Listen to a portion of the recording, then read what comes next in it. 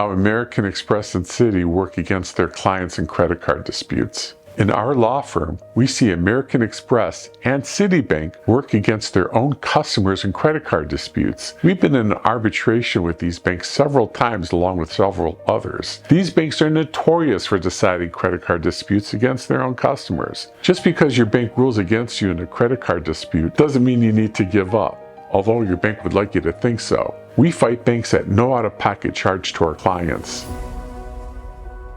Hi, I'm Gary Nutskin. I'm an attorney with Credit Repair Lawyers of America. We help consumers at no out-of-pocket charge to dispute fraudulent charges on their credit card statements. Under the law, we can and we do make the banks pay our fees and costs along with paying you damages. We've been fighting against the banks, debt collectors, and credit reporting agencies since 2007. When you dispute a fraudulent credit card charge to American Express or Citibank, the first thing they do is demand arbitration. Your credit card agreement with each of them gives them that right. So what are the problems with arbitration? The first is the discovery process. That's when you get to find out about what the other side is going to do in their case or the basis for their defense. In arbitration, it's discretionary.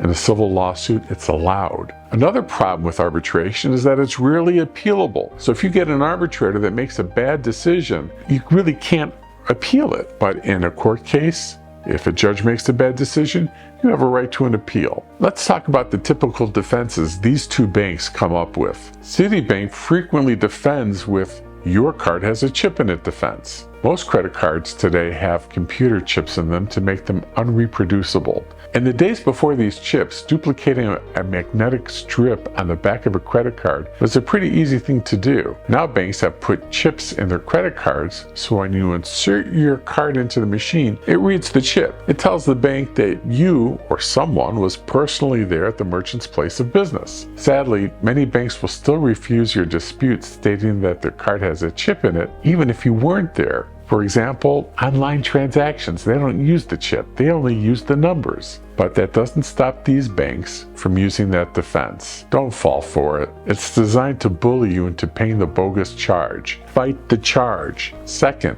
these banks encourage you to call them if you have a dispute.